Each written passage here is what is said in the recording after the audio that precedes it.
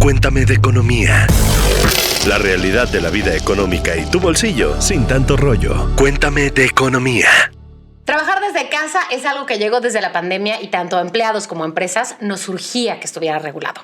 Yo soy Mónica Alfaro y el día de hoy en Cuéntame de Economía vamos a hablar de cuáles son los derechos y cuáles son las responsabilidades que tenemos ambas partes. Y para eso está aquí Diana Nava, reportera de la Mesa de Empresas. Hola Diana, ¿cómo estás? Hola Mónica, yo estoy muy feliz aquí de estar contigo el día de hoy en Cuéntame de Economía y vamos a hablar más de este tema. La norma entró en vigor el 6 de diciembre pasado.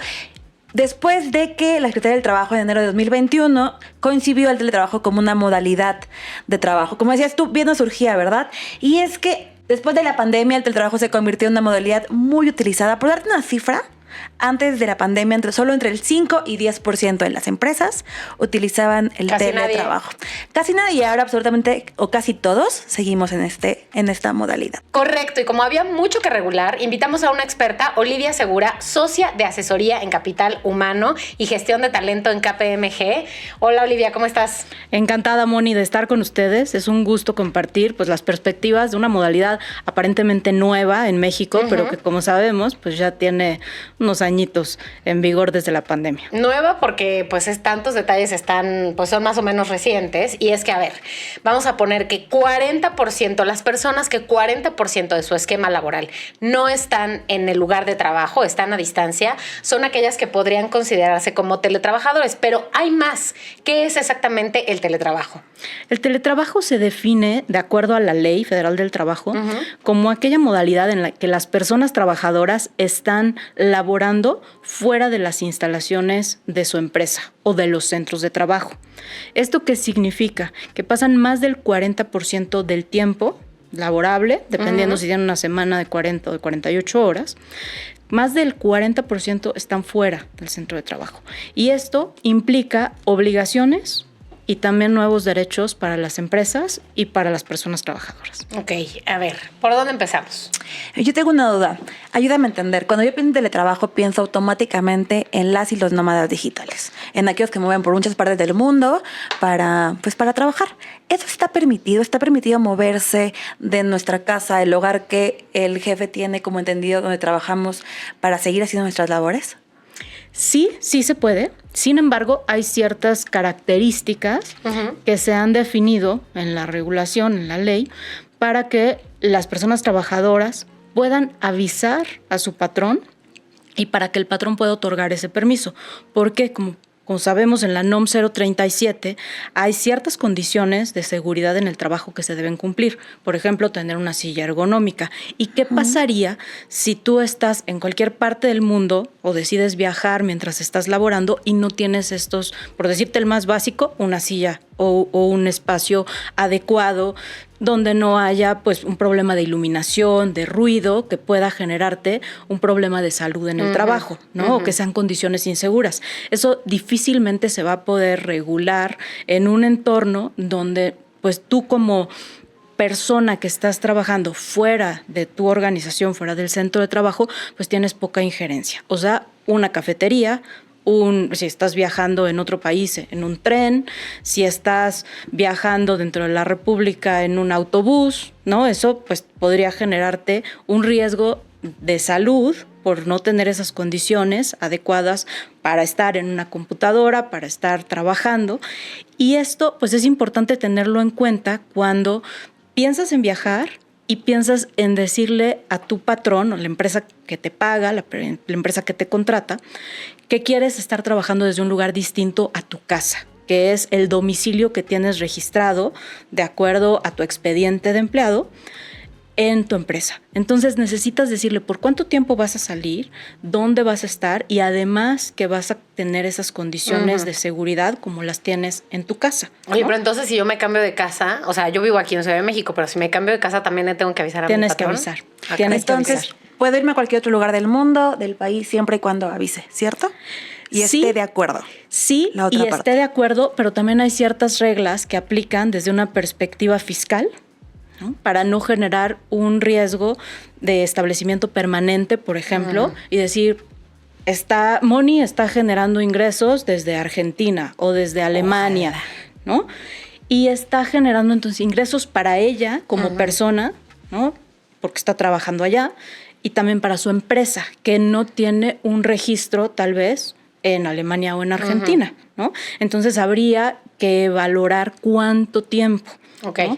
Y también desde una perspectiva de seguridad social es importante entender si estás dentro de México, si estás fuera de México en ese teletrabajo como nómada digital y cómo podrías estar blindando que si tienes algún problema de salud o tienes desafortunadamente un accidente como persona que está en otro lugar que no es tu ciudad, que no tienes acceso a los servicios de salud o un seguro de gastos médicos, ¿cómo los van a solventar? Todo esto son, vamos a decir, acuerdos a los que puedes llegar con tu organización, pero lo más importante, y creo que ese es el punto clave, es hablarlo.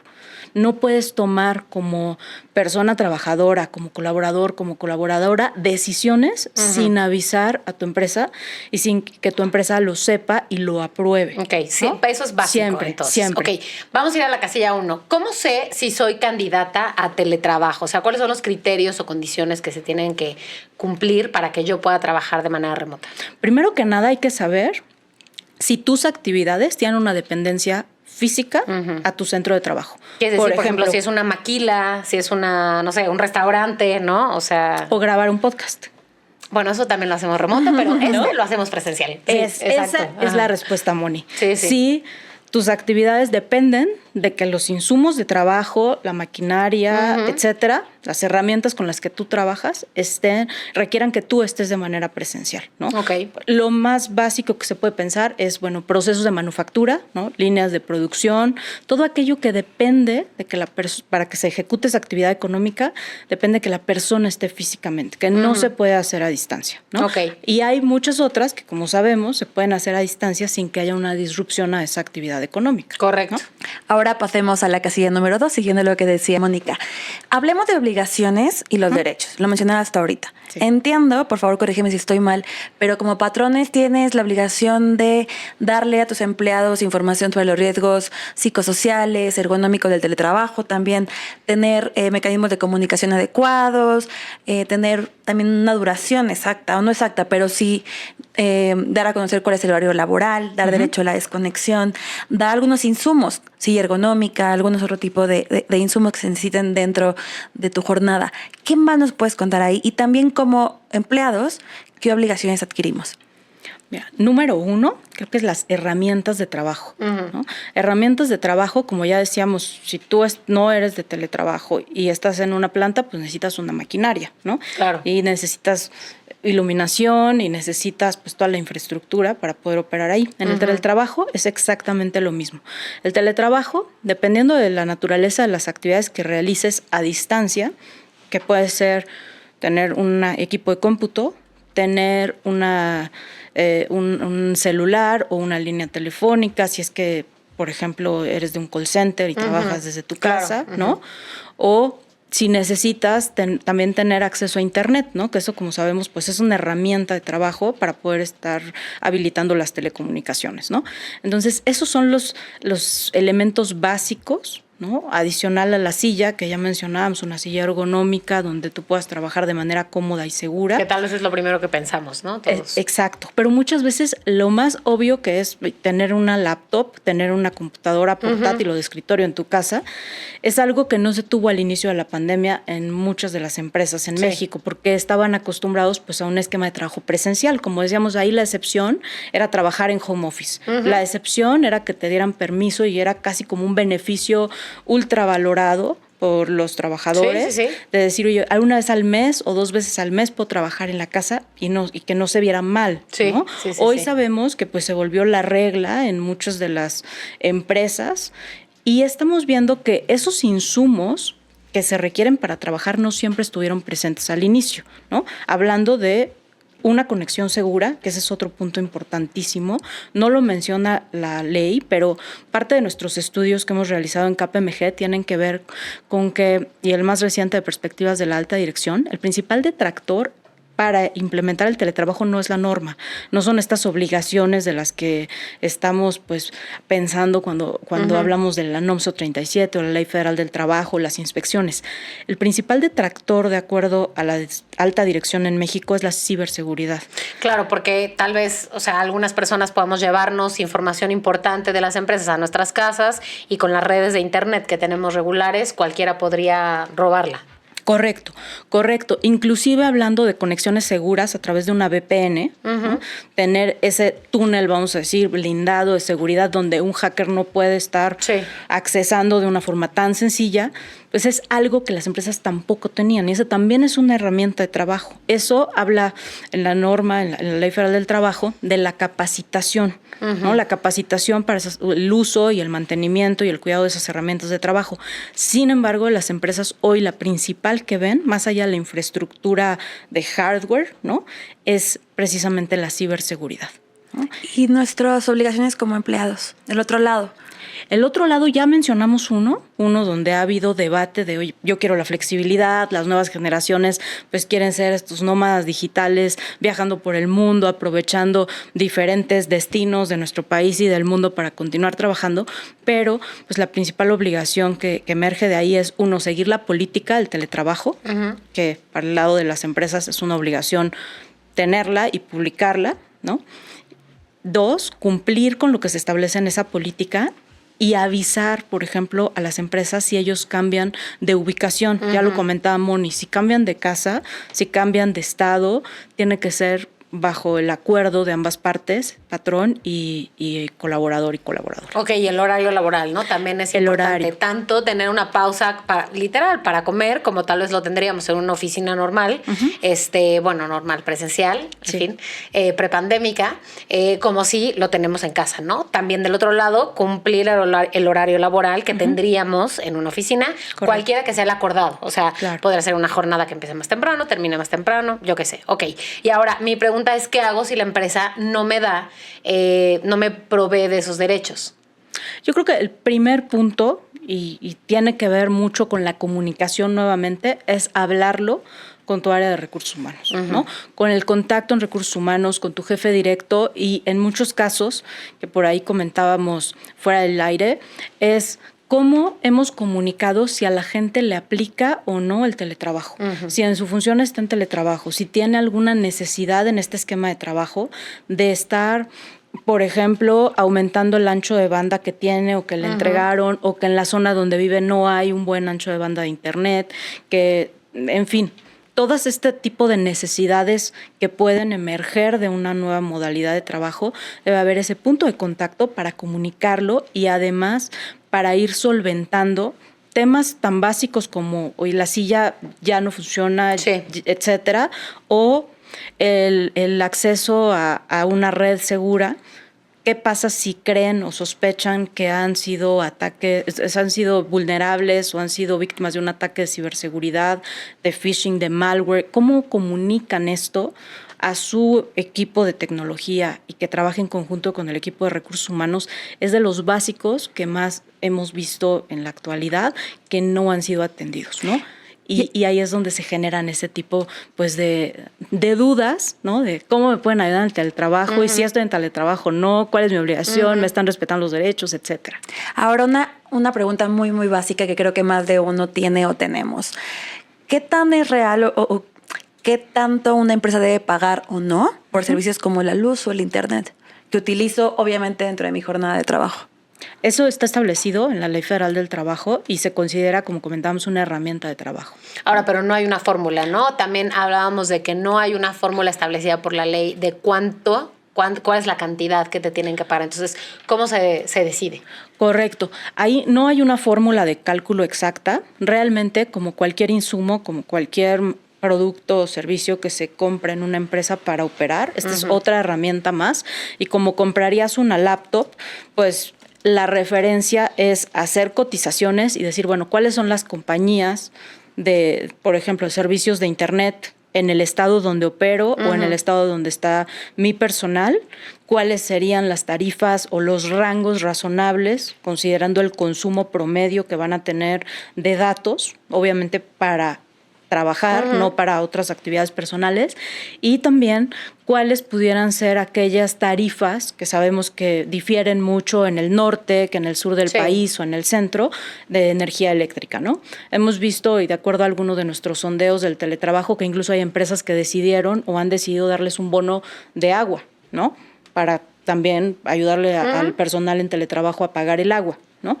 Esto depende mucho de las empresas y la fórmula no existe, pero puede haber un benchmark, ¿no? Ahora vamos a hablar de las cosas intangibles, del derecho a la desconexión.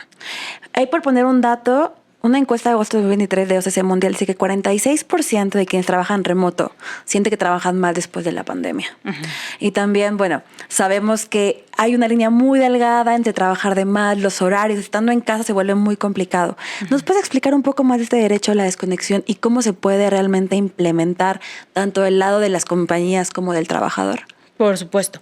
Yo creo que la desconexión ha sido, como decimos, la palabra de moda a partir de la implementación del teletrabajo ya de forma oficial, ¿no? Donde la Ley Federal del Trabajo establece ese derecho de las personas trabajadoras, en las que vemos que no necesariamente se ha comunicado ese horario, en muchos casos, como de las 8 horas laborables, cómo se van a distribuir. Moni lo comentaba hace un momento también. Puede haber personal que entre más temprano se desconecte más temprano, otros que lleguen un poco más tarde, y nuevamente la comunicación, la gestión del cambio en estos temas es fundamental. Gestionar las expectativas y decirles si se va a gestionar estrictamente por los horarios o se va a gestionar por los resultados, en qué momento se espera que esté disponible el personal, cómo van también a ser localizables en caso, por ejemplo, de una emergencia, aún teniendo un acuerdo de yo llego más temprano, me desconecto más temprano, pero si hay algún tema que tratar excepcionalmente, dónde pueden localizar a la persona. O si, como hemos visto, el teletrabajo y estas modalidades híbridas han ayudado mucho a las mujeres, especialmente a las mamás, ¿no? A compaginar esas responsabilidades familiares y domésticas. Sin embargo, aún existiendo este tipo de flexibilidad en los horarios y gestión por resultado, es muy importante la comunicación entre los equipos de trabajo y con los líderes para poder estar trabajando con armonía, evitar malentendidos y que no se confunda el derecho a la desconexión con algo que está retrasando el crecimiento o el desarrollo de una persona en su carrera profesional por no estar tan comprometido como los que están de manera presencial. Oye, y todo esto suena muy bien, pero suena como un trabajo para un montón de gente, ¿no? Y en México hay un montón de pymes que tienen a una sola persona en sus áreas de recursos humanos. Entonces, ¿qué pueden hacer esas personas que uno de recursos humanos, no solamente, porque esa área no se dedica solamente a reclutar gente, sino a pagar nóminas, a encargarse de que toda la experiencia laboral de los empleados sea correcta, a capacitación, a un montón de cosas? ¿Qué les queda a esos que tienen una persona en recursos humanos? Yo creo que das en el clavo, Moni, no es un tema solo de recursos humanos. Es un tema de trabajo armónico entre las diferentes funciones. Muchas veces se ha pensado que recursos humanos está como lejano al negocio, que no comparte el sentido de urgencia, que no entiende el negocio, etcétera, que está aislado, en pocas palabras. La clave es el trabajo en equipo, que los recursos humanos y las funciones, los líderes funcionales, hablen cuáles son esos retos, cuáles son esas necesidades, cuáles van a ser los mensajes clave a la organización respecto a lo que se puede, a lo que no se puede, qué establece la política. Y por otro lado, también con las áreas de tecnología, porque como ya hemos visto, ese ha sido uno de los principales retos para implementar el teletrabajo. Okay. Saber que al estar las personas en casa, tal vez no cuentan las empresas y, como dices, las pymes, por ejemplo, con una infraestructura tan robusta como pudiera ser una empresa grande, en donde existen todos los candados de seguridad para gestionar los riesgos inherentes a la operación a distancia. Ok. Pues bueno, creo que esta información es muy útil, no solo para los patrones, también para los empleados, porque todos tenemos nuestra responsabilidad en esta nueva forma de trabajar. Diana, muchas gracias por estar aquí. Gracias a ti, Mónica. Olivia Segura, socia de asesoría en capital humano y gestión de talento en KPMG. Si la gente quiere saber más, ¿dónde puede encontrar estos estudios o contactarlos? Gracias, Moni. Nos pueden encontrar en kpmg.com.mx, en delineandoestrategias.com y, por supuesto, seguirnos en nuestras redes sociales en LinkedIn, en X, en YouTube y en Facebook, donde estamos siempre compartiendo extractos de nuestros estudios, reflexiones de la alta dirección, reflexiones de nuestros clientes también que nos acompañan en estos estudios y que nos comparten lo que están viviendo en la realidad en todos estos retos que enfrentan las empresas en México. Así que muchas gracias, Moni. Gracias a ustedes y nos vemos y nos escuchamos el próximo lunes en otro episodio de Cuéntame de Economía. No se olviden de activar las notificaciones y darle seguir para que no se pierdan ninguno de nuestros episodios. Cuéntame de Economía, un podcast de Expansión. Disponible todos los lunes en nuestro canal de YouTube.